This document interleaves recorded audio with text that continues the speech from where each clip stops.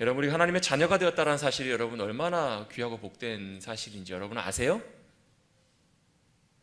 아무도 모르시나 봐요. 아세요? 근데 아시는데 왜 그러세요? 여러분 보세요. 태어났더니 여러분 우리가 할 수 있는 것들, 할 수 없는 것들이 참 많은데요, 우리가 우리의 시작과 끝을 마음대로 할 수 없잖아요. 태어나 보니까 부모님이 이 부모님이세요. 태어나 보니까 그 집이에요. 여러분 얼마나 그러면 좋겠어요. 태어나려고 하는데 딱 1번부터 10번까지 1번 부모님, 2번 부모님, 3번 부모님. 자, 1번 부모님은 돈이 많으시고, 2번 부모님은 성품이 좋으시고, 3번 부모님은 돈도 많고 성품도 좋으시고. 고를 수 있으면 얼마나 좋겠냐는 거예요. 그런 생각 안 해보셨어요, 여러분? 근데요, 어느 누구도 자기가 그 집에 태어나야 되겠다 결정하고 선택해서 그 집에 태어난 사람은 단 한 사람도 없어요. 여러분, 우리가 나는 것도, 태어나는 것도 여러분 우리의 마음대로 할 수 없는 것처럼 우리의 인생도 결국은 우리의 마음대로 할 수 없는데, 우리는 내 인생을 내 것인 양, 내가 내 마음대로 하려고 하고 내가 내 마음대로 할 수 있다라고 믿고 살아가는 인생에게 주님께서는 사형 선고를 내리십니다. 야, 그렇게 살아봐야 한평생이야. 그렇게 살아봐야 길어야 70년, 80년, 100년이야. 그게 전부야. 나는 너에게 영원한 생명을 주고 싶어. 여러분, 요한복음 3장에 보면 니고데모라고 하는 사람이 등장하잖아요. 예수님을 밤에 찾아와요. 왜 그랬을까? 그 당시는 고위 관원이 또 지도자가 예수님을 만난다는 것을 상당히 스캔들이 날 수 있는, 문제가 될 수 있는 상황이었어요. 왜? 그 당시는 예수님을 이단시하는, 예수님을 배척하고 예수님을 굉장히 믿지 않았던 시대였기 때문에 굉장히 사실 니고데모가 조심스럽게 밤에 예수님을 찾아가요. 그런데 니고데모가 이런 얘기 저런 얘기 하지만 예수님은 분명히 니고데모의 정말 필요한 것들, 니고데모가 정말 알기를 원했던 것을 정확하게 알고 계셨던 분이세요. 단도직입적으로 말씀하시잖아요. 뭐라고 얘기하세요? 첫 마디에 이렇게 말씀하세요. 사람이 거듭나지 않고서는 하나님 나라를 볼 수 없다라고 말씀하세요. 자, 이게 뭐에 대한 문제냐면 구원에 대한 문제예요. 우리 영혼이 거듭난 구원, 바로 하나님의 나라에 들어가는가, 이것에 대한 문제를 주님께서 단도직입적으로 말씀을 하시는 거예요. 뭐라고요? 조건이? 사람이 거듭나지 않으면 하나님 나라에 들어갈 수 없다. 이 얘기를 듣고 니고데모가 굉장히 깜짝 놀라요. 아니, 사람이 늙었는데 나이가 먹고 어떻게 해? 엄마 뱃속에 다시 들어갈 수 있겠습니까? 여러분, 엄마 뱃속에 다시 들어가 보신 분 계세요? 저도 애들 말 안 들을 때마다 아이고, 너 엄마 뱃속으로 다시 들어가라, 이런 얘기를 종종 해요. 그런데 안타깝게도 들어갈 수 있는 사람은 단 한 사람도 없어요. 엄마가 죽어요. 안 돼요. 불가능한 일이에요. 니고데모가 깜짝 놀라서 이렇게 얘기할 때 주님은 다시 구원의 진리를, 바로 거듭남의 진리들을, 복음의 진리를 분명하게 설명해 주십니다. 물과 성령으로 거듭나지 않고서는 하나님 나라에 들어갈 수 없다. 그러면 성령으로 거듭난다는 것이 무슨 뜻인가? 바람이 임의로 부는 것처럼 어디서 부는지 우린 잘 모르지만 그건 주님의 역사하심이라는 거예요. 여러분, 우리가 태어나는 것도 내 의지대로 되지 않았던 것처럼, 여러분, 우리가 거듭나는 것도 여러분 우리의 능력과 우리의 의지로 되는 것이 아니라 전적으로 여러분 하나님의 역사하심과 은혜로만 가능하다는 것을 믿으시길 바랍니다. 그래서 예수님께서 이렇게 부가적으로 설명하세요. 니고데모가 이해를 잘 못하니까, 야, 인자가 들려야 될 때가 올 거라는 거예요. 마치 여러분 옛날에 광야 시대 때 뱀에 물려 죽어가는 사람들이 노뱀을 달았더니 그걸 바라본 자가, 여러분, 뱀에 물리면 빨리 여러분 병원 가야죠. 여러분, 요즘은 독사에 물려도 빨리만 치료 받으면 웬만하면 삽니다. 그렇죠? 그래요. 뱀에 물려 죽어가는데 치료를 받아야 될 것 같은데 하나님께서 갑자기 뜬금없는 말씀을 하세요. 야, 가짜 뱀을 만들어가지고 노수로 뱀을 만들어서 그걸 쳐다본 사람은 산다? 그걸 안 쳐다본 사람은 그대로 다 죽었어요. 여러분, 말도 안 되는 일인 것 같지만 주님이 그렇게 말씀하신 그 말씀을 믿고 믿음으로 쳐다본 사람은 살았어요. 여러분, 마찬가지로 주님께서도 인자가 들려야 하리라, 십자가 위에서 들리시잖아요. 예수님이 십자가에 달려 돌아가시면서 그것을 보고 믿는 사람은 살리라. 그래서 요한복음 3장 15절 말씀 이렇게 말씀합니다. 뭐라고 말씀하시냐면요, 인자가 들려야 하리라 그러면서 이는 그를 믿는 자마다 영생을 얻게 하려 하심이라 라고 말씀을 하세요. 자, 그는 믿는 자마다 뭐 하게 하신다고요? 영생을, 생명을 얻게 하려 하심이라. 그리고 나서 바로 이어지는 말씀이 여러분 우리가 잘 아는 요한복음 3장 16절 말씀이에요. 같이 한번 해볼까요? 하나님이 세상을 이처럼 사랑하사 독생자를 주셨으니 이는 그를 믿는 자마다 멸망치 않고 영생을 얻게 하려 하십니다 라고 말씀을 하세요. 여러분, 하나님의 바람과 하나님의 소원은요, 세상이 멸망하는 것 원치 않으신다라는 거예요. 17절 말씀에도 이어서 설명해 주세요. 세상이 멸망하는 것보다 나는 아들 예수 그리스도를 믿음 안에서 믿음으로 그들이 거듭나고 구원받는 하나님의 백성이 되기를 원한다라고 말씀을 하세요.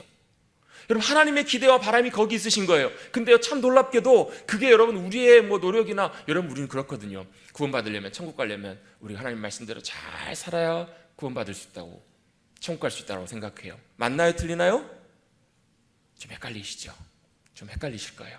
이게 성경에 보면 그런 말씀들도 있거든요. 주여 주여 하는 자마다 천국에 들어갈 것이 아니요 하나님 아버지 뜻대로 말씀대로 행하는 자라야 들어갈 수 있다라고 말씀합니다. 그러면 여러분 한번 여쭤볼게요. 여러분 하나님 말씀대로 잘 살고 계세요? 못 살고 계세요?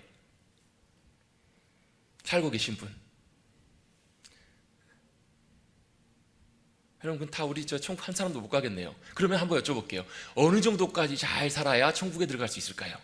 어느 정도까지 하나님 말씀을 잘 순종하고 살아야 가능할까요? 한 바울 정도면 되려나요?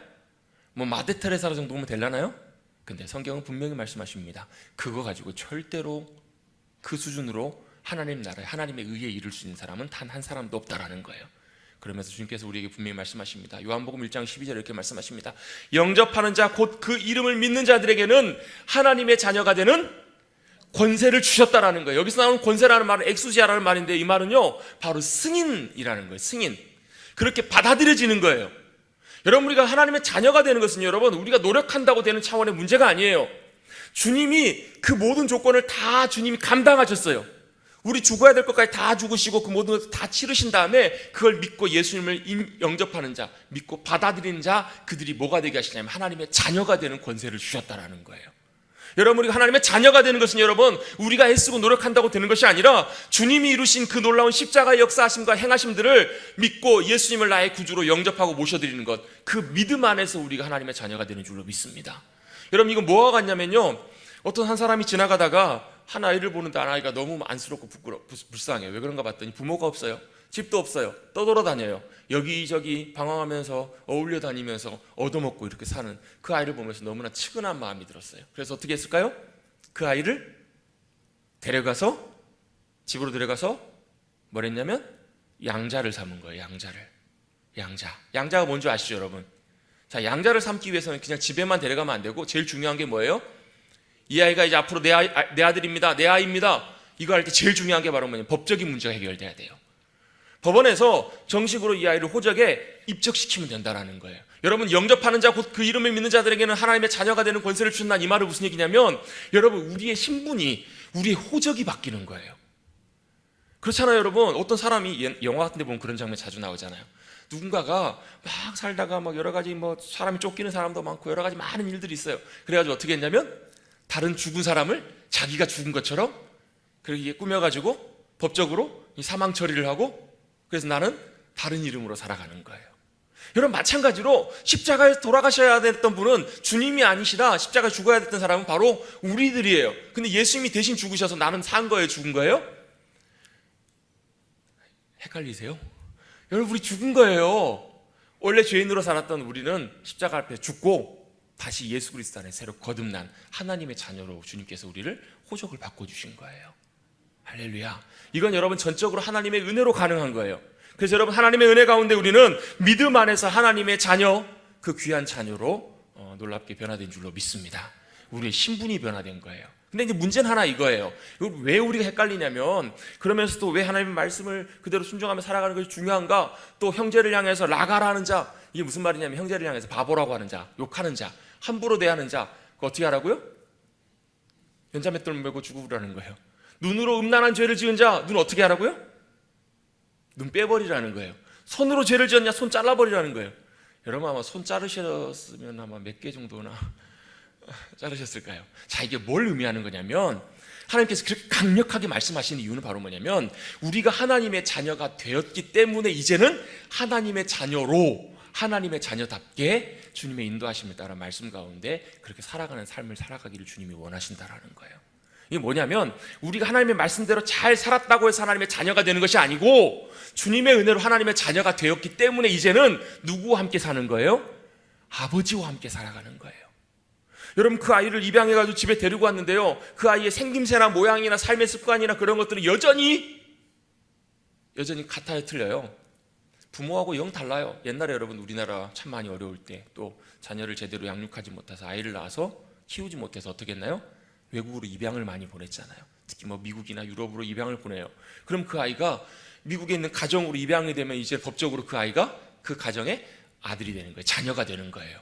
근데 문제는 뭐냐면 생김새는 엄마 아빠하고 하나도 안 똑같아. 생김새는요, 엄마 아빠는 뭐 피부도 하얗고 눈도 참 예쁜 파란색이고 이런데 아이는 어때요?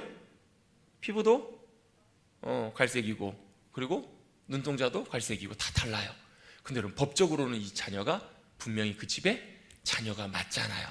여러분 법적인 것이 더 중요한 문제라는 거예요. 여러분 법적으로 주님이 선언하신 그 사건이 중요해요. 그 다음에 이제 뭐 하는 거예요? 그 다음에 이제 그 부모와 함께 살아가면서 부모의 마음을 알고 그 가정의 분위기를 알아가고 어떻게 그 가정이 돌아가는지를 잘 배워가고 알아가면서 거기에 맞춰서 같이 살아가는 거예요. 근데 꼭 하다 보면 꼭 어떤 일이 생기냐면 옛날이 그리울 때가 있어요. 옛날 내 마음대로 살 때 이거 엄마 아빠 이거 하라는 것도 싫어요. 그럼 어떻게 해요? 하다가 집을 나가요. 그래서 어떻게 살아요? 자기 마음대로 살아요. 그러면 부모는 어떻게 해요? 기다려요. 하나님 아버지는 여전히 기다리시는 거예요. 여러분 우리가 하나님의 자녀로 부름 받았음에도 불구하고 뭐가 문제냐면 우리가 하나님의 자녀답게 살아가지 못할 때가 훨씬 더 많기 때문에 그래요. 근데 여러분 분명한 사실 하나는 뭐냐면요, 우리는 주님을 포기하고 버릴지 몰라도 아버지 하나님은 자식 포기하지 않으신다는 거예요. 하나님 우리 포기하지 않으세요. 기다리세요. 여러분 그 얘기 대표적인 이야기가 탕자의 이야기잖아요. 탕자도 아들이에요. 안 돌아오면 만약에 탕자가 돌이키지 않고 끝까지 그곳에서 그냥 있었으면 절대로 아버지의 은혜와 아버지의 도움을 받지 못했을 거예요. 근데 그가 그 순간 깨닫고 돌이켜요. 어디로 돌이켜요? 아버지께로 돌아왔더니 아버지는 여전히 자식이 나간 그날부터 기다리고 있는 거예요. 그리고 아버지와 함께 살도록. 여러분 탕자가 왜 나갔을까요? 집을. 아버지와 함께 사는 것보다 자기 마음대로 살고 싶어서, 자기 하고 싶은 대로 살고 싶어서. 여전히 여러분 우리 마음속에 그런 마음들이 가득하잖아요. 근데요 하나님 아버지는 우리 포기 안 하십니다. 다만 우리가 하나님 아버지와 함께 아버지의 집에서 그 집에서 아들로 살아가기 위해서는 중요한 조건이 있어요. 바로 뭐냐면 내 마음대로 살아가는 것이 아니라 이제는 하나님 아버지와 함께 살아가는 그 믿음의 순종들이 필요하더라는 거예요. 왜 하나님께서 말씀을 우리에게 말씀하시는가? 왜 우리에게 말씀의 순종을 요구하시는가? 그것은 여러분 단순히 여러분 우리가 구원받기 위해서 말씀에 순종하는 것이 아니라 구원받은 하나님의 백성으로 이제는 하나님의 백성처럼 주님과 함께 살아가기 위해서 말씀에 순종하는 삶이 필요하더라는 거예요. 여러분 오늘 말씀에 읽었던 마태복음 5장의 말씀들도 하나님의 자녀된 그들을 향해서 주님 말씀하시는 거예요. 특별히 이제 오늘 5장부터 6장 7장까지 말씀을 예수님이 산에 오르셔서 가르치신 말씀이라고 해서 산상수훈이라고 이렇게 말씀을 하시거든요. 여기 보면 많은 말씀들이 나와요. 여러 가지 주님의 많은 말씀들이 나오는데 여기서 주님께서 우리에게 말씀해 주시는 것이 바로 뭔가 하나님의 나라의 백성이 어떻게 살아갈 것인가, 그걸 우리에게 가르쳐 주시고 말씀해 주시는 거예요. 하나님의 자녀가 되었어요. 하나님의 나라의 백성이 되었어요. 이제 어떻게 살아갈 것인가? 우리가 주님 부르시면 아버지 품으로 가면 돼요. 그런데 이 땅에 남겨진 하나님의 백성들이, 주님을 믿고 하나님의 자녀로 거듭난 백성들이 어떻게 살아가야 될 것인가? 여기서 중요한 사실은 문제가 하나 있는데요. 이게 차이가 있습니다. 세상에 살아가는 방식하고 하나님 나라의 백성으로 살아가는 방식이 다르다라는 거예요.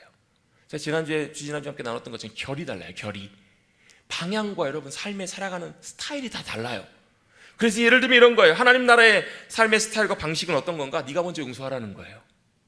네가 먼저 용서하라. 몇 번 용서하라고요? 저도 목사로서 할 말은 없습니다.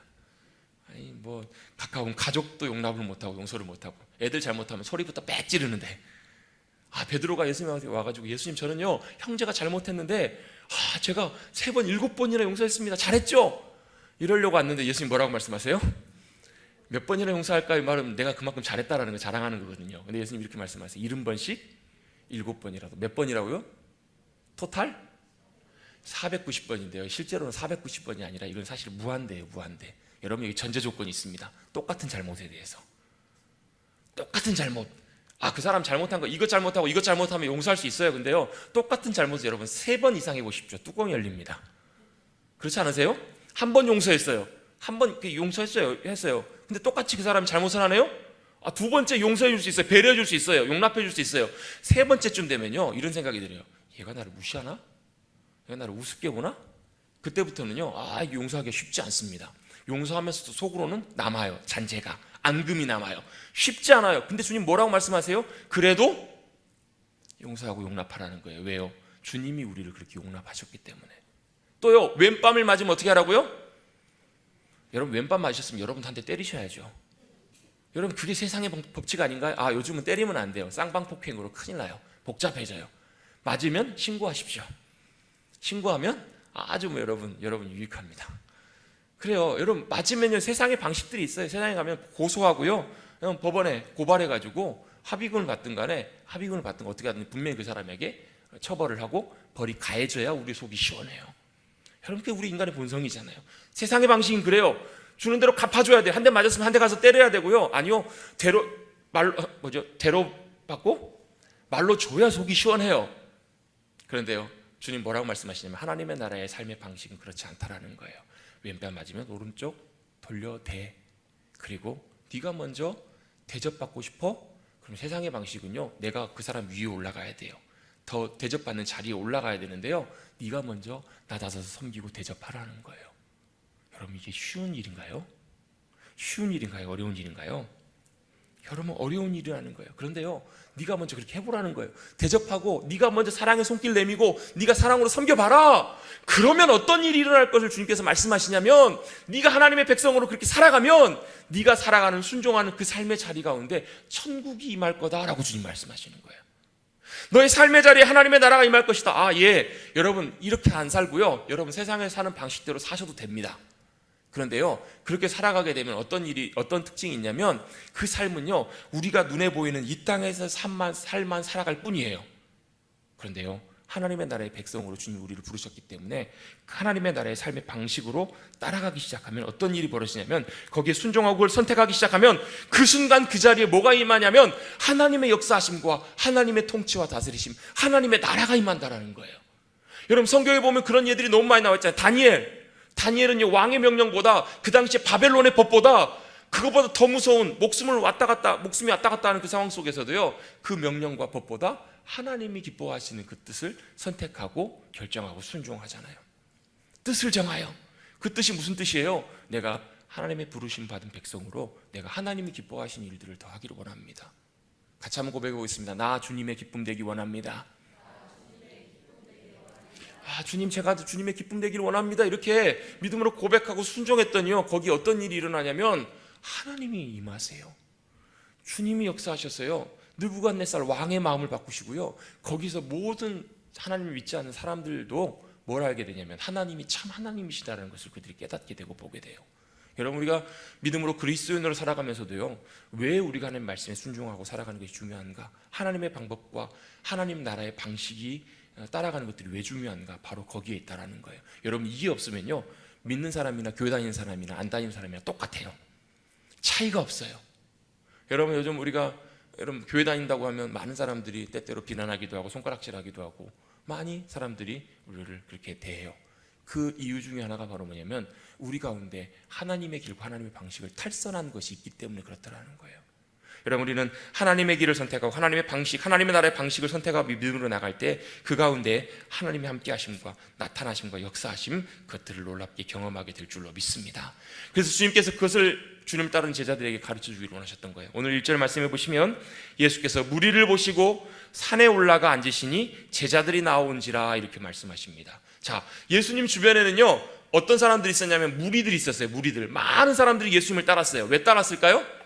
예수님이요, 놀라운 기적을 일으켜 주시거든요. 아픈 사람은 고쳐주시고요, 귀신에 매여있는 사람은 자유케 해주시고요, 그들의 모든 문제와 상황들을 주님이 해결해 주시거든요. 배고팠더니 주님께서 먹을 것도 다 챙겨주시네요. 이랬더니 예수님을 보고 너무 좋아서 따라다니는 많은 무리들이 있었어요. 그런데요, 이 무리들과 또 다른 한 부류가 있는데 누가 있냐면 제자들이 있어요. 제자들은요, 조금 달라요. 무리들과. 이 무리들은 예수님을 뭘 보고 따라오는 거냐면 자기의 필요와 상황을 보면서 따라온 사람들이에요. 쉽게 말씀드리면 이 문제 해결되면 주님 따를 수도 있고 안 따를 수도 있는 사람들이에요. 이거 해결되면 자신의 삶의 자리로 돌아갈 대부분의 사람들이 무리예요. 근데 제자들은 좀 다르네요. 제자들은 어떻게 다르냐면 제자들은 그것과 상관없이 예수님을 선택하고 예수님을 따르기로, 예수님 가시는 곳에 내가 가고 예수님 하시는 일들에 자신을 맞춰서 완전히 배우며 따라가기를 원하는 사람들이 바로 예수님의 제자들이었어요. 제자들이 나와요. 산에 오르셨더니 제자들이 나오네요. 그러면 제자들에게 입을 열어 가르쳐 이르시되 라고 이렇게 먼저 설명을 하십니다. 자, 여기서부터 나오는 이 산상수훈의 말씀, 하나님의 나라의 삶의 방식과 길은요, 어떻게 보면 좀 전제가 하나 있습니다. 바로 뭐냐면 아무 사람들에게나 다 말씀하시고 이것들이 아무 사람들에게나 다 해당되는 내용은 아닐 수 있다는 거예요. 무슨 말이냐면 예수님을 믿고 내가 따라가기로, 내가 하나님의 백성으로 살아가기로 결심하고 작정하고 하나님의 은혜를 구하면서 주님과 동행하기를 원하는 그들에게 이게 의미가 있는 내용들이라는 거예요. 그게 아닌 사람들은 오히려 이게 뭐야? 뭐 이게 우리의 삶과 우리 현실과 우리 영적인 상황들과 전혀 매치가 되지 않는, 전혀 연결되지 않는 그런 일들이 일어날 확률이 굉장히 높다라는 거예요. 여러분, 그래서 먼저 우리가 이 말씀들을 대하기 전에 먼저 우리는 우리가 누구를 따라가고 있는가, 나를 따라가고 있는가, 세상을 따라가고 있는가, 아니면 주님을 따라가고 있는가를 먼저 점검해 보실 필요가 있다는 거예요. 내가 주님을 따라가고 있고 주님을 따라가기를 원한다면 여러분, 우리가 주님 앞에 따라가기를 원합니다라는 믿음의 고백으로 이제 말씀들을 함께 시작해 가보려고 합니다. 오늘 먼저 첫 번째 말씀, 주님이 산에 오르셔서 가장 먼저 하셨던 말씀이 어떤 말씀인지 같이 한번 읽어보겠습니다. 3절 말씀 우리 같이 한번 읽어보겠습니다. 시작.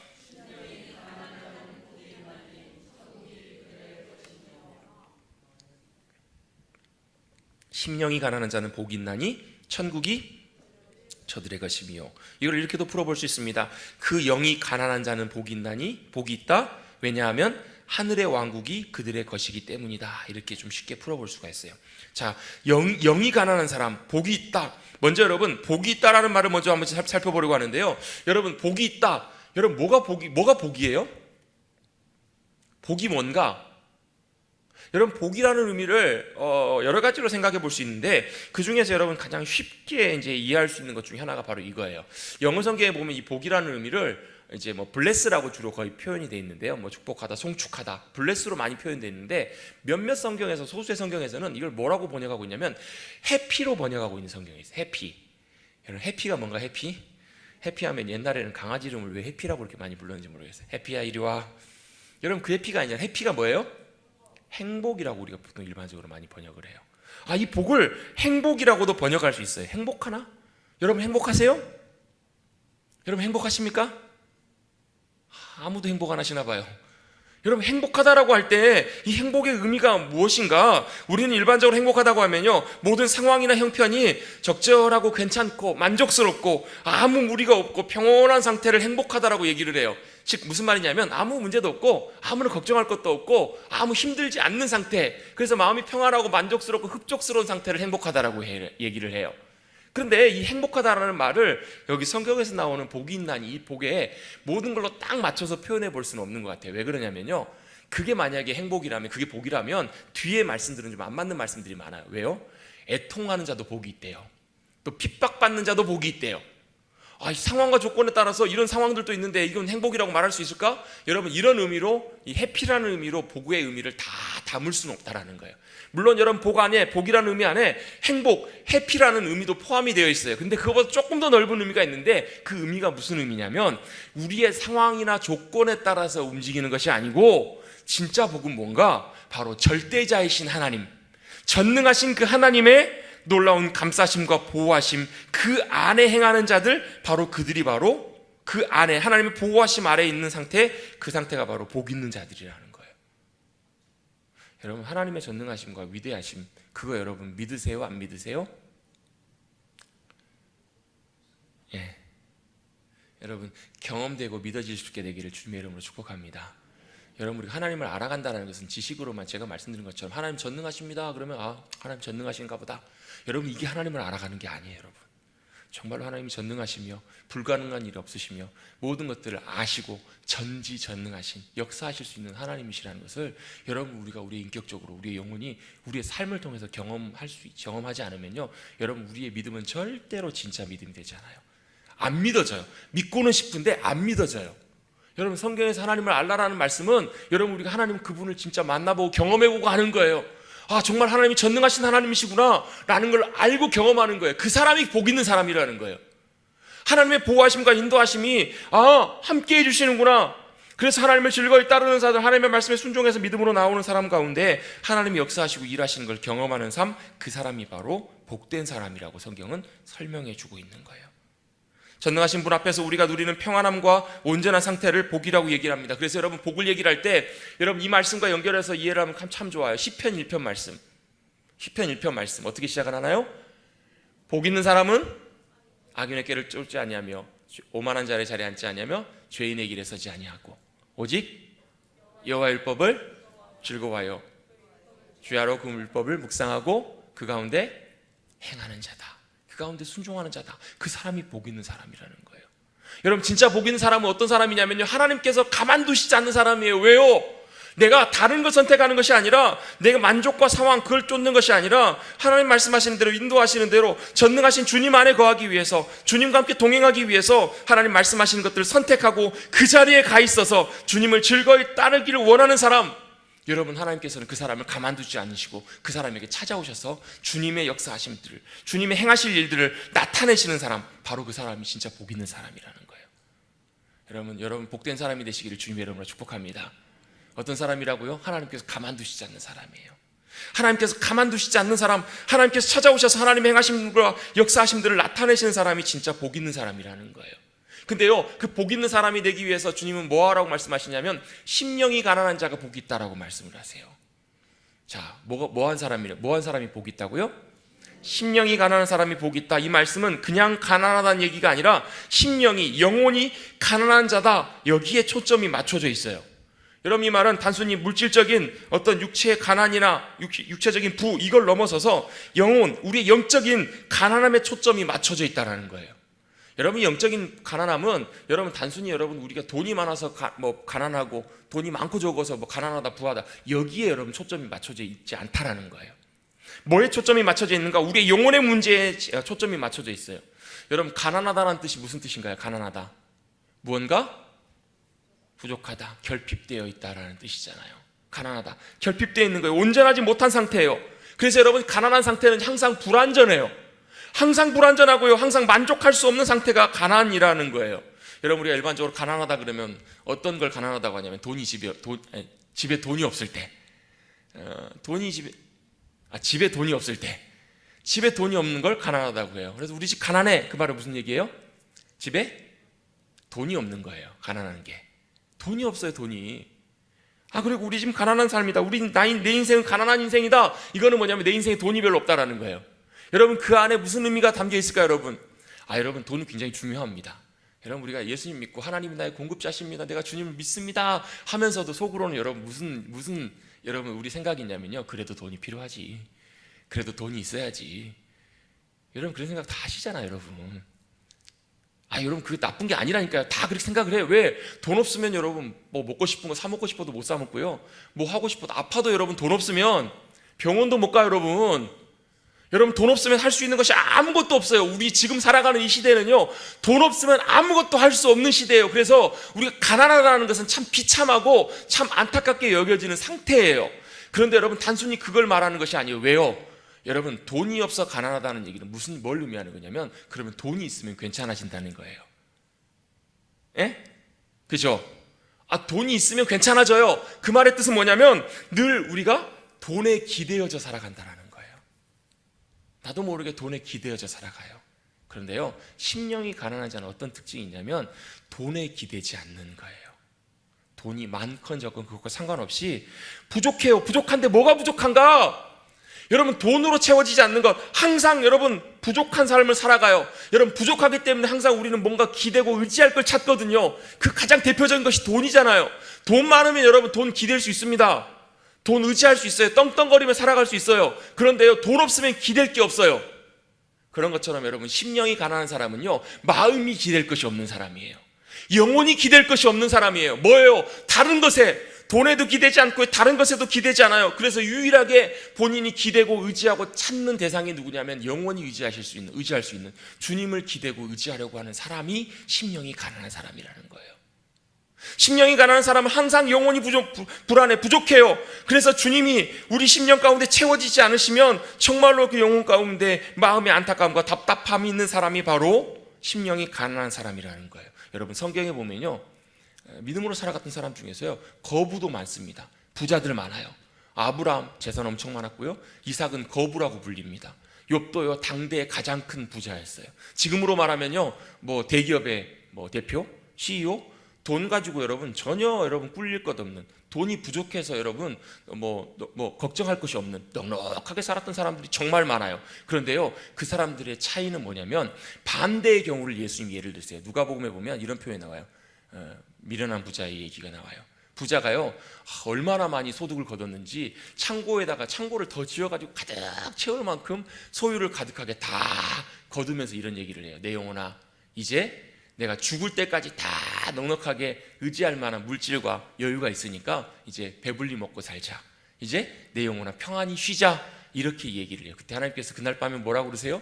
그 어리석은 부자에게 찾아오셔서, 야, 오늘 내가 네 영혼을 불러가면, 쉽게 말하면 네 오늘 죽으면 그 많은 소유와 재산과 네가 의지하고 있는 그 모든 것들이, 돈이 누구 것이 되겠느냐? 이렇게 주님 물으세요. 그러면서 이 부자를 어리석은 부자라고 주님 말씀하세요. 여러분 반대로요, 여러분 지혜로운 믿음의 사람들은요, 그걸 여러분 청부라고 부르시는 목사님도 계시고, 여러분 믿음으로 살아가는 부자들은요, 일반적인 이런 부자들과 좀 달라요. 돈이 많은데요, 돈을 기대고 의지하지 않는 사람들이에요. 내가 소유가 많고 내가 가진 것이 많아도 그걸 의지하고 기대지 않아요. 여러분 심령이 가난한 사람들은 내가 돈이 많다고 해서, 적다고 해서 거기에 여러분 의지하고 기대는 사람이 아니라, 주님 제가 아무것도 이 땅에 의지할 것이 없습니다. 내가 다른 것 아무것도 기댈 것이 없습니다. 심지어 자기 자신도 기대지 못해요. 자기 자신도 의지하지 못해요. 사람들도 의지하지 못해요. 다른 것도 기댈 것이 아무것도 없어서 주님 저는요 주님밖에 의지할 분이 없습니다 라고 믿음으로 고백하고 의지하는 사람이 심령이 가난한 사람의 특징입니다. 할렐루야.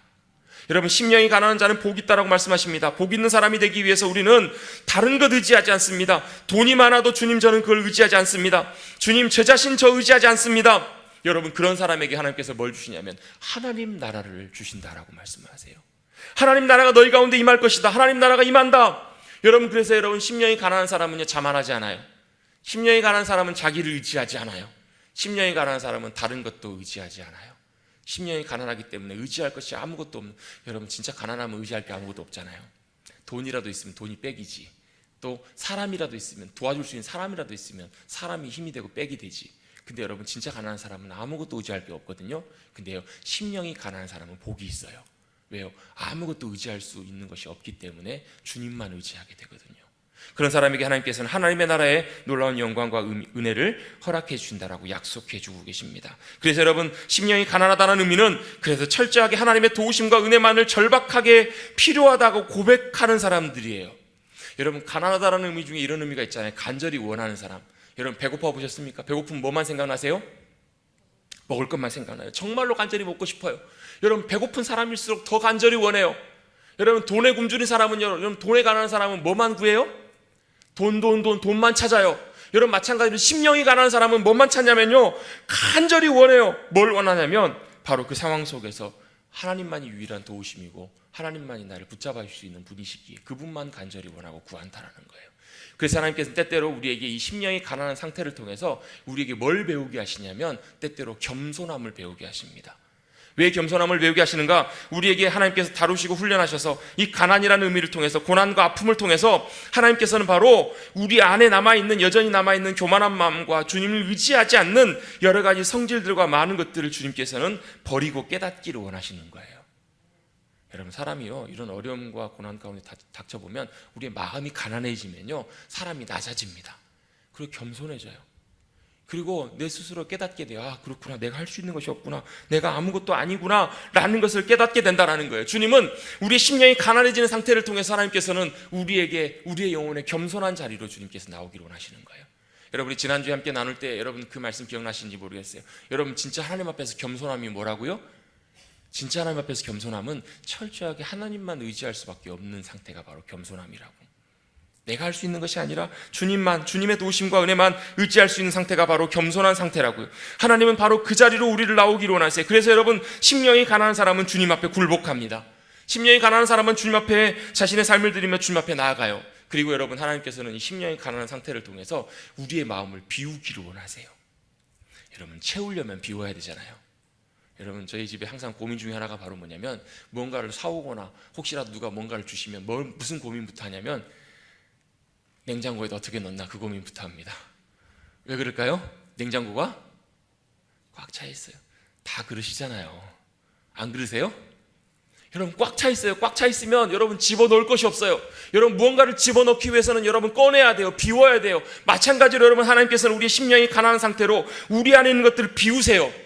우리 안에 있는 헛된 것들과 우리 안에 다른 것들, 하나님이 기뻐하지 않는 것들을 비우세요. 뭐 하시려고요? 거기에다가 하나님 나라를 채우시려고, 거기다가 하나님 그분을 채우시려고, 거기다 하나님의 은혜를 채우시려고. 여러분 이게 안 빠져나가면 여러분 절대로 채울 수가 없어요. 여러분 이게 안 변하면 여러분 내 심령이 가난해지고 내 심령이 변하지 않으면 절대로 여러분 하나님의 은혜와 역사하심을 우리는 맛볼 수가 없어요. 채워지지 않아요. 여러분 심령이 가난한 여러분 되시기를 주님의 이름으로 축복합니다. 그래서 때때로 어떨 때는 하나님께서 우리의 심령을 일부러 가난하게도 하세요. 어떨 때 여러분 심령이 가난해지는가, 때때로 여러분 극심한 여러분 어려움과 아픔을 겪을 때, 특별히 내 자존감과 내 어떤 자존심과 이런 것들이 무너질 때, 내 영혼의, 우리 요즘 표현으로 보면 멘탈이 무너진다고 하잖아요. 멘탈이 완전히 멘탈이 무너져 버리는 그런 상태로 하나님께서 우리를 인도하시면서 우리에게 바로 요구하시는 것이 바로 그거예요. 바로 네 심령이 가난함. 성경에서 다른 표현으로 상한 심령이라고 표현해요. 우리의 영혼이 상해요. 우리의 영혼이 아픔 가운데 마음이 괴로워요. 그러면서 하나님께서 우리의 마음에 가난한 상태로 우리를 인도하신 다음에 바로 거기에 주님께서는 채우시고 인도해 가기를 원하시는 거예요. 자, 하나님께서 심령의 가난한 상태를 통해서 우리를 겸손하게 하신다고 말씀하셨어요. 겸손하다는 얘기는 바로 나를 의지하지 않는 거예요. 여러분 하나님 앞에 믿음으로 선 사람들은요 반드시 고백할 수 있는 고백이 있습니다. 주님, 우린 죄인입니다. 주님, 우리는 아무것도 아닌 존재입니다. 여러분 베드로가 주님을 처음 만났을 때 했던 첫 고백이 뭐예요? 주님, 저는 죄인입니다. 저를 떠나소서라고 고백해요. 여러분이 하나님 앞에 설 때마다 여러분 우리가 아무것도 아닌 존재임을, 정말로 주님 앞에 선함이 없는, 소망이 없는 존재임을 깨닫게 돼요. 그래서 간절하게 여러분 베드로가 여러분 주님 떠나십시오라고 고백했지만 실제로는 예수님 베드로는 절대 안 놓쳤거든요. 끝까지 붙잡고 나가기를 원했거든요. 왜요? 주님밖에 그에게 소망이 없다는 사실을 너무나 깨닫게 됐기 때문에. 여러분 우리 안에 의로움이 없음을, 우리 안에 여러분 선한 것이 하나도 없음을 정말로 절실하게 깨닫게 되시기를 주님의 이름으로 축복합니다. 그러면 뭐 하게 되냐면요, 주님의 의로우심과 주님의 은혜만 붙잡게 돼요. 여러분 우리가 십자가를 붙든다는 얘기는 여러분 십자가 목에다 걸고 다닌다는 얘기가 아니에요. 여러분 십자가 늘 바라보고 있는다고 여러분 달라지는 거 별로 없어요. 여러분 십자가가 그냥 십자가로만 보여요. 그런데요 십자가 앞에서 내 존재가, 내 자신이 어떤 존재인지가 보이기 시작하면요, 여러분 십자가의 은혜와 능력이 실제로 우리의 삶 가운데 얼마나 소중하고 위대하고 얼마나 놀라운 것인지를 여러분 놀랍게 깨닫게 돼요. 여러분 십자가 앞에서 우리가 말할 수 없는 죄인이기에, 여러분 주님 앞에 전혀 의미가 없는 죄인이기에, 단 1%의 선함과 단 1%의 하나님 앞에서 의의가 없는 존재이기에 우리는 100% 하나님의 은혜와 도우심과 하나님의 의의가 필요한 존재임을 깨닫게 되는 것, 그게 바로 영적으로 겸손한 상태입니다. 여러분 심령이 가난해지셔서 여러분 주님 앞에 겸손하게 주님의 은혜와 도우심만 붙잡으시는 저와 여러분 되시기를 주님의 이름으로 축복합니다. 여러분 주님 앞에 뭐 내세우려고 하지 마세요. 여러분 주님 앞에 잘 보이려고 하지 마세요. 여러분 주님 앞에 저 이거 잘했죠. 여러분 그거 안 해도 주님 여러분 기뻐하십니다. 왜요? 주님의 은혜로, 주님의 역사하심으로. 여러분 자식들이 아무리 잘못해도요, 여러분 자식 눈에 넣어도 안 아픈 게 자식이잖아요. 여러분 때때로 자식 잘못해서 화가 나기도 하고 혼내기도 하지만요, 여러분 그 마음 중심에 여러분 자식을 향한 마음이 변치 않는 것처럼 하나님께서는 동일한 은혜와 사랑으로 여러분 2000년이 지난 지금까지도 여러분 그 사랑과 주님의 은혜가 변치 않으심을 여러분 믿으신다면, 여러분 겸손하게 주님 앞에 여러분 붙들지 마시고, 여러분 내세우지 마시고, 여러분 믿고 신뢰하지 마시고, 주님 믿고 신뢰하시고 의지하시는 우리 모두가 되시기를 주님의 이름으로 축복합니다. 그래서 여러분 심령이 가난한 사람은 우리를 비우고 뭘 채우는가? 하나님의 역사하심과 하나님의 일하심을 채우게 돼요. 여러분 단순히 여러분 심령이 가난한 사람은요 뭐 돈이 없고 가난이 좋다 이걸 여러분 아름답게 미화하는 것이 아니에요. 여러분 돈 없으면요 사실 굉장히 힘들어요. 돈 없으면 어려워요. 여러분 제가 한 2주 전쯤인가 잠깐 소개했던 목사님, 그 사모님이 셋째를 낳고 출산하자마자 뇌경색으로 쓰러지셔가지고 1급 뇌병면 장애, 눈꺼풀 하나 겨우 뜰 수 있을까 말까 할 정도로 아무것도 할 수 없는 개척교회 목사님, 아이 셋, 경제적인 어려움, 모든 상황 순간순간들이 너무 버겁고, 그럼에도 불구하고 주님 앞에 기도하는데 주님께서는 내가 원하는 대로 아내를 일으켜 주시는 것도 아니고 역사해 주시는 것도 아닌, 그런데요 그런 절박한 상황에서, 그런 마음이 깨어지고 무너진 상황 속에서 셋째가 나중에 자라가지고 8살이 됐을 때 교회 갔다가 차 타고 집에 가면서 목사님에게 이렇게 얘기를 하는 거예요. 아빠, 우리 집은 참 가난한데 그런데 행복하다? 이렇게 얘기를 하더라는 거예요. 우리 집은 참 가난한데 근데 아빠 우리 집은 참 행복하다? 이 얘기를 듣고 목사님이 깜짝 놀랐다라는 거예요. 아니, 그 어린애가 가난하다는 게 뭔지를 어떻게 알며 행복하다는 게 뭔지 어떻게 알까? 물어봤더니 가난하다는 게 뭐야 그랬더니 돈이 없는 거지. 그럼 행복하다는 거 뭔 줄 알아? 근데 기뻐하는 거야, 기쁜 거야, 이렇게 얘기하더라는 거예요. 여러분, 그 목사님 가정에는요, 없는 게 많아요. 부족한 게 참 많아요. 필요한 것이 참 많아요. 그런데요, 참 놀랍게도 여러분, 우리 인간적인 객관적인 기준으로 볼 때는 사모님도 여전히 그런 상황이고 자식들도 그렇고 참 쉽지 않은 현실이지만요, 그럼에도 불구하고 그 틈새마다 순간순간마다 하나님께서 개입하시고 역사하셔서 공급하시고 채우시는 하나님의 일하심이 그 안에 있더라는 거예요. 여러분, 심령이 가난한 사람은요, 비워지기 때문에 거기에 하나님이 채우시고 역사하시는 그 공간이 생길 수밖에 없는 사람이에요. 여러분, 그 심령이 가난한 사람은요, 자리를 비워요. 하나님이 일하실 그 자리를 내어드리는 인생이 바로 심령이 가난한 인생이에요. 그래서 거기에 반드시 하나님께서는 놀랍게 채우시고 역사해 주시는, 놀라운 공급해 주시는 하나님을 누릴 수 있게 된다는 거예요. 여러분, 가난한 것이 능사는 아닙니다. 다만 가난할 때 우리의 영혼도 무너지지 마시고 우리의 영혼이 심령이 가난함으로 하나님이 일하시고 역사하실 것을 사모하고 기대하시기를 주님의 이름으로 축복합니다. 여러분, 반대로요, 여러분, 무조건 물질이 가난하다고 여러분 심령이 가난해지는 것은 아니더라고요. 가난한 사람은 더 뭐 찾아요? 돈 해요. 여러분, 그 영혼은 안타깝지만 육신이 가난함으로 인해서 심령이 가난한 자리로 나가지 못하는 거예요. 육신은 가난하지만 그 마음은 여전히 다른 걸로 채워지길 원하는, 다른 걸 의지하고 살아가는 삶이에요. 다만 우리의 육신적으로 돈이 많던 적던 상관없이 우리가 그걸 의지하고 기대는 것이 아니라 우리의 영혼은 주님만 믿음으로 의지하고 간절히 사모함으로 하나님의 공급하심과 일하심을 찾아내는 그 놀라운 기쁨을 누리시는 주님의 귀한 자녀들, 하나님 나라의 귀한 백성들 되시기를 주님의 이름으로 축복합니다. 여러분, 평온하고 우리의 인생이 평탄할 때 여러분, 누릴 수 없는 은혜가요, 여러분, 우리가 하나님의 인생 가운데 인도하심 가운데 굴곡과 우리의 삶의 큰 어려움 속에서 우리의 심령이 가난해질 때만 누릴 수 있는 하나님의 큰 역사와 은혜가 있어요. 그 영혼의 상태가 있어요. 여러분 가정 가운데, 여러분의 삶 가운데, 여러분의 심령 가운데 여전히 여러분의 삶을 찌르고 있는, 여러분의 삶의 무거운 짐처럼, 또 여러분의 삶의 큰 문제처럼 다가오고 있는 문제들과 상황들이 있으십니까? 여러분, 그 문제 해결되고 상황 해결되면 만족하고 행복할 것 같은데 그렇지 않아요. 주님께서는 그 상황과 현실과 문제를 통해서 우리가 심령이 가난한 자의 영적인 상태로 주님께서 나오기를 원하십니다. 그리고 겸손하게 주님을 찾고 구하고 의지하게 될 때 주님께서는 거기서 놀랍게 역사하시고 채우시고 인도하신다는 거예요. 이 목사님이 하루는 이제 집을 나오려고 하는데 아이가 학교를 가면서 아빠한테 그렇게 소리를 지르는 거야. 아빠, 왜 식탁에 놔둔 라면 2개 먹지 마. 그거 내 돈으로 산 거야. 이렇게 얘기하더라는 거예요. 그러면서 목사님 속으로 한편으로는 좀 어이가 없기도 하고 화도 나면서 이런 얘기가 여기까지 나오셨더라는 거예요. 야, 그럼 아빠가 사준 옷 벗고 가. 아빠가 사낸 책 다 내놓고 가. 아빠가 사준 밥값 다 내놔. 이러고 싶은 말이 여기까지 나오더라는 거예요. 여러분, 그런 말 많이 해보셨고 들어보셨죠? 안 들어보셨어요? 그런데 순간적으로 이런 생각을 하나님께 주시더라는 거예요. 하나님 아버지께서 만약에 나를 보시면서, 야, 내가 너에게 준 거 내놔, 내가 너에게 준 생명 내놔, 내가 너에게 공급해 준 거 다 내놔, 그러면 다 내놔야 되나 갑자기 걱정이 들더라는 거예요. 근데 여러분, 하나님께서는 우리에게 그거 내놓으라고 하시는 분이 아니세요. 우리는 자녀처럼, 자식들처럼 하나님 왜 이거 안 내놔? 안 내놔, 죄송합니다. 왜 이거 안 내놔요? 엄마, 내 이거 왜 안 사나? 이거 줘, 이거 구하지만요, 하나님이 다 안 채워주신다고 해서 여러분, 하나님은 우리에게 관심이 없고 우리의 모든 삶을 채우지 않으시는 분이 아니시라는 거예요. 그러면서 여러분, 우리에게 똑같이 그걸 요구하시고 다시 내놓으라고 하시는 분이 아니고 여전히 신실하게 우리의 모든 삶의 필요와 순간순간들 공급하시고 역사하시고 인도하시는 하나님이 우리의 아버지 하나님이신 줄로 믿습니다. 여러분, 우리의 육신의 필요 채우고 만족된다고 여러분, 우리가 천국의 기쁨을 누리고 살아갈 수 있다면 주님이 이렇게 말씀하지 않으셨어요. 여러분, 산상수훈 하나님 나라의 삶의 방식과 길들을 우리에게 먼저 말씀해 주시면서 제일 처음에 가장 중요한 원리로 주님이 이렇게 말씀하십니다. 심령이 가난한 자가 복이 있다. 심령이 가난한 자가 되라. 그가 바로 복 있는 사람이다. 왜냐하면 천국이 하나님의 나라가 그의 것이기 때문에, 바로 그에게 하나님의 나라가 임하기 때문에 주님께서는 그렇게 우리에게 말씀하시고 그런 삶을 살아가기를 원하시는 줄로 믿습니다. 내 영혼이 가난해지고 내 영혼이 배가 고프다면, 여러분, 배고픈 사람은 그걸 간절히 먹기를 원하고 채우기를 원하는 것처럼 다른 걸 채우는 것이 아니라 우리의 영혼이 주님으로 채워지길 원하고 간절히 사모하고 구할 때 주님께서는 우리의 심령 속에 천국의 기쁨과 평안함으로 충만하게 채워주실 줄로 믿습니다. 우리의 삶의 자리에서도 천국의 기쁨과 평안함이 넘쳐나게 될 줄로 믿습니다.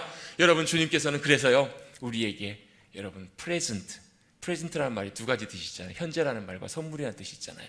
우리에게 현재라는 선물을 주시면서 이 땅에 살아가면서 심령이 가난한 자에게 주시는 천국의 기쁨과 만족을 주시기를 원하시는 하나님이신 줄로 믿습니다.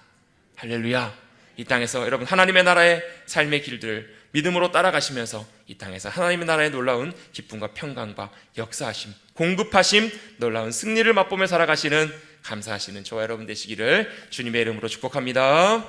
기도하겠습니다. 하나님 아버지, 감사합니다.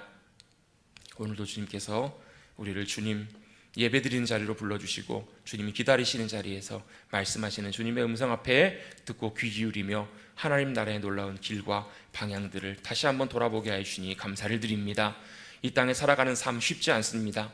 각각 짊어지고 가야 되는 무거운 짐과 인생의 길을 참 험난하고 쉽지 않지만 주님께서는 우리에게 그곳을 살아가면서 그 시간에 하나님 나라 천국의 기쁨과 평강과 놀라운 능력과 역사하심, 공급하심을 누리며 살아가도록 주님께서 우리를 초청하고 계신 줄로 믿사오니, 무엇보다도 우리의 심령이, 우리의 영혼이 간절히 가난해짐으로, 낮아짐으로, 겸손함으로, 사모함으로 주님을 찾고 구하여서 주님을 온전하게 맛보며 누리며 살아가는, 천국을 누리며 살아가는 주님의 귀한 백성들 될 수 있도록 주님 축복하여 주시옵소서. 놀랍게 역사해 주시고 인도해 주셔서 우리의 가정 위에, 우리의 심령 위에, 우리의 공동체 위에, 우리의 삶의 자리 위에 하나님의 나라의 놀라운 영광과 기쁨 넘치게 하여 주실 줄로 믿사옵고 감사드리며 예수의 이름으로 축복하며 기도드리옵나이다.